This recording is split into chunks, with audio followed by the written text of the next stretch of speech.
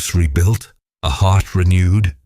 A large electronics factory is located in the industrial area of a major Chinese city, with the air filled with the smell of metal and flux. Inside, under bright fluorescent lights, countless assembly lines run continuously. Workers in light blue uniforms focus on assembling parts at their stations. Young Chinese man Ah Wei is a line supervisor responsible for overseeing a small group. He checks inventory sheets, delivers parts, and troubleshoots minor jams in the line, a role that's equal parts monotony and quiet responsibility. Ah Wei, a 25-year-old man from a quiet town in southern China, had spent the last 7 years working in a busy city far away from home. Each year, he returned at Chinese New Year. It was the only tradition he carried. But this year was different. Typhoon had torn through their village 3 months ago, leaving his family's home with a collapsed roof and water-damaged walls that grew new patches of mold each week.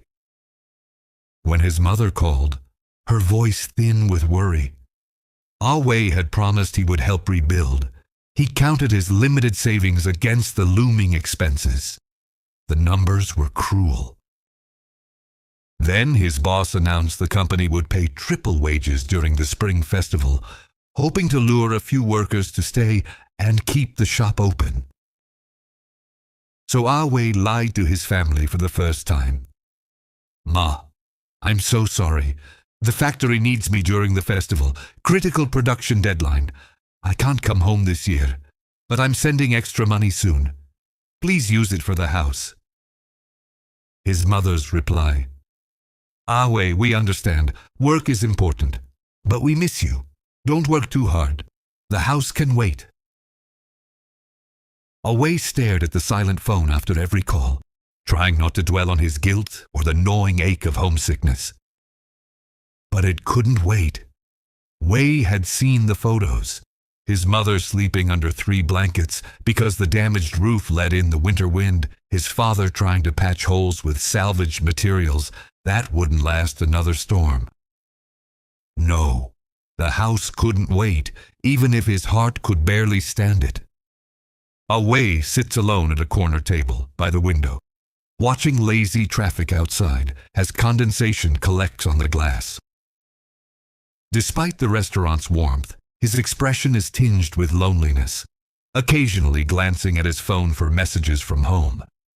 Suddenly, Ah Wei saw a movement in the next table. A figure swiftly snatched a handbag. Wei reacts swiftly, standing up and catching the thief, forcing the thief to drop the bag and flee empty-handed. Ah Wei turned to see its owner, a young woman about his age. She was so surprised by his intervention. Her name was Qing Qing. She was in her late 20s, also from China, and staying in the city for work. She had never missed New Year with her family before and confessed shyly that she'd been feeling lost all day. Ah Wei smiled, finding an unexpected kinship in their shared solitude. To thank him, Qing Qing insisted he join her for dinner. They ordered more food. Their conversation started awkwardly, but grew warmer as they shared stories.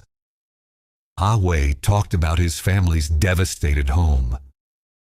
Qing Qing admitted her nerves about her job.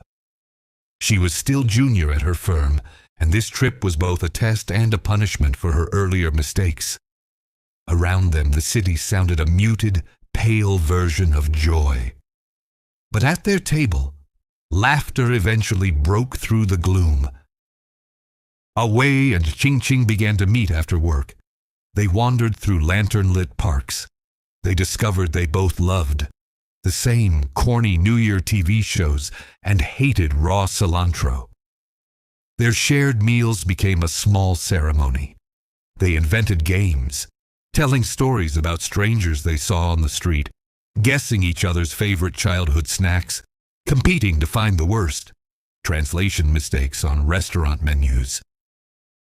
Despite the small joys, Ah Wei still felt pangs of guilt every time he called his family. I told them I couldn't come home because of work, but really, I chose the money over them.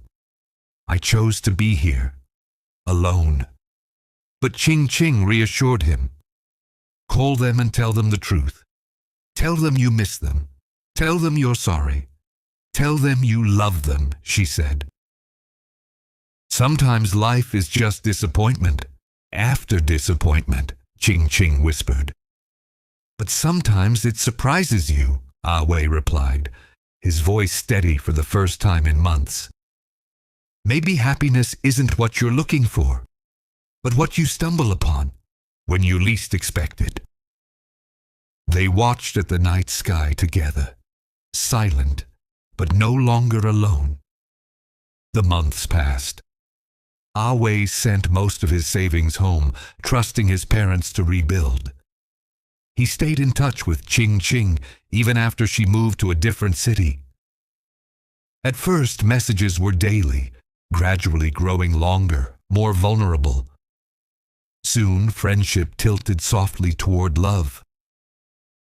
Ah Wei, holding his phone, stands near the window. His expression is gentle and a bit nervous as he speaks to his mother, pausing occasionally to listen. His voice is filled with hope and warmth as he says, "Ma, this year, I want to bring someone back with me." Ah Wei and Qing Qing sit together by the window, bundled in winter coats, a sense of anticipation in their posture. She gazes out at the scenery. He occasionally checks his bags, making sure no gifts are forgotten. Above, a luggage rack holds souvenirs and modest presents for his family. As the train approaches Ah Wei's hometown, their reflections double in the glass, embodying both nervousness and excitement for the reunion ahead. Ah Wei's family home stands bright and freshly rebuilt after the hardships of the past year. Sunlight pours through new windows, illuminating whitewashed walls, still carrying a faint scent of paint and pine.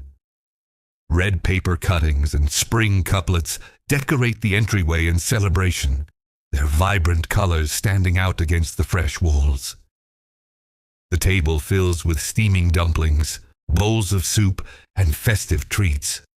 Laughter rings through the house, brightening every corner as the family celebrates together. The hardships of the past replaced with hope, belonging, and the comfort of home. Ah Wei would wonder years later at how a lonely festival in a strange city had given him so much. Life rarely gave what you wanted, but sometimes in lonely interludes it offered you something better, a companion, a new beginning, the belief that happiness might be waiting just around the corner. For everyone, life is full of moments that don't go as planned. But as Ah Wei discovered, even in the darkest winter, happiness might be quietly, lighting lanterns in your path, ready to surprise you if you have the patience and courage to look up.